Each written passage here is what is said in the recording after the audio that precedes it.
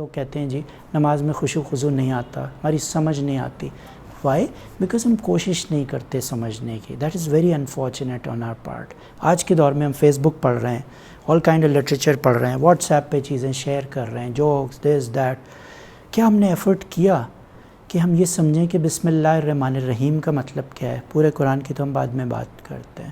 مجھ سے کسی نے پوچھا، احمد دیدات صاحب نے پوچھا تھا back in the early 80s کہ اس کا ترجمہ کیا ہے، تو بڑا سینہ چوڑا کر کے میں نے سنایا تھا.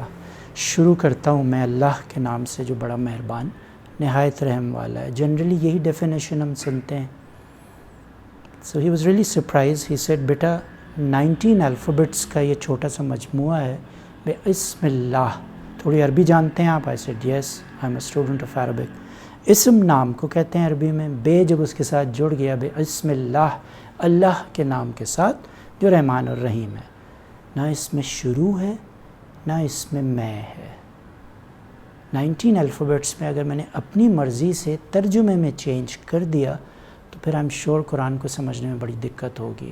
اور یہی وجہ ہے بڑے بوڑھوں نے مجھے منع کیا جب میں بچہ تھا، اور جب میں نے تفسیر اٹھائی مولانا مودودی صاحب کی جو سپوزڈلی بہت اچھی لکھی گئی ہے، تو مائی تایا uncle he asked me have you read the Quran with the ترجمہ؟ I said no. He was in بیٹا close this book, go read the Quran first. Because جو اللہ کی زبان ہے، جو اللہ آپ کو بتا رہا ہے، پہلے وہ سمجھ لو اس کی زبان میں. اگر عربی سیکھ سکتے ہو ونڈرفل، اردو میں پڑھیں، انگریزی میں پڑھیں. تفسیر ایک انسان نے لکھی ہے اور وہ غلط بیانی بھی ہو سکتی ہے. تفاسیر میں اس انسان کا پوائنٹ آف ویو ہے. تو ترجمہ سمجھنا اس لیے ضروری ہے کہ ہمیں پتہ تو چلے. تو جب بسم اللہ الرحمن الرحیم کا ترجمہ پتہ چل گیا تو الحمد شریف آپ پڑھنا شروع کریں. قل هو اللہ احد، کہہ دو کہ اللہ ایک ہے. Right? These are very simple statements, beautiful statements.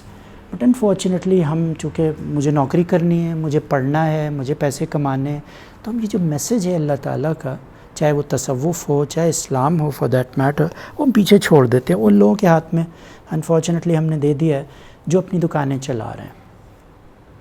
اسلام وہ واحد دین ہے جس میں کوئی پوپ، پادری، امام کی ضرورت نہیں ہے نماز پڑھانے کے لیے.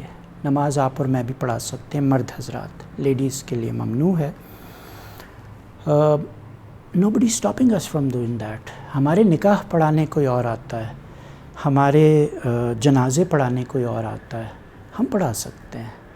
وضو کرنے کی دیر ہے، نیک نیتی سے صاف جگہ ہو، آپ کھڑے ہو کے نماز پڑھا سکتے ہیں. I used to be scared at one time کہ میں نماز پڑھاؤں گا، پیچھے لوگ اتنے سارے ہیں، کہیں مجھ سے غلطی نہ ہو جائے.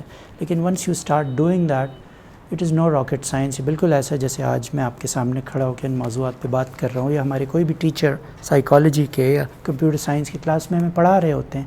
Because we call him a teacher, a mentor, a preacher، جو کہ اس سبجیکٹ کو ایڈریس کر رہے ہوتے ہیں.